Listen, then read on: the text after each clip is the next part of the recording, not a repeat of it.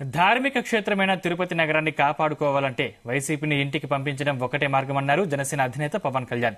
YCP ఓటమితోనే Tirupati నగరం ఊపిరి పీల్చుకుంటుందన్నారు. YCP చేస్తున్న గుండాగిరి, దౌర్జన్య రాజకీయాలను ప్రతి ఒక్కరూ అడ్డుకోవాలన్నారు. ఇది అందరి సమిష్టి బాధ్యతగా పనిచేయాలన్నారు. ఎన్నికల్లో కూటమి విజయం అవసరాన్ని ఆయన కార్యకర్తలకు వివరించారు.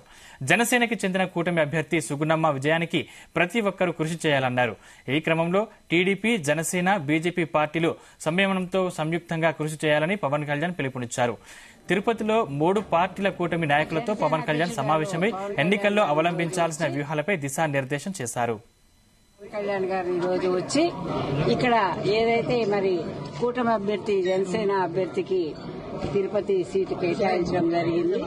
కానీ ఇప్పటి వరకు మరి ఏ విధంగా 3 పార్టీలు కూడా కలిసి సమన్వయంతో ముందుకెళ్లాననే దాని మీద ఆయన రావడము, 3 పార్టీలు కూడా కూర్చోబెట్టుకుని విడివిడిగా మాట్లాడడము, తర్వాత ముగ్గురిని కూడా మరి ఆయన మన ఆశయ సాధన కోసం మనం అందరం కూడా కలిసికట్టుగా ఎన్నో త్యాగాలు చేసి మనం కష్టపడాల్సిన అవసరం మనకుంది. మన టార్గెట్ అంతా కూడా ఈ రోజున మనము ఏదైతే ఈ ప్రభుత్వానికి పట్టినటువంటి శని, ఈ ప్రభుత్వానికి పట్టినటువంటి పీడ అని మనం అనుకున్నామో, ఈ ప్రభుత్వానికి పట్టినటువంటి ఆ క్యాన్సర్ గడ్డ లాంటి ప్రభుత్వాన్ని తొలగించుకోవాల్సిన అవసరం ఉంది. కాబట్టి మనం అందరం కూడా ఒక్క తాటి మీద నడిచి మన ధ్యేయాన్ని నెరవేర్చుకుందాం.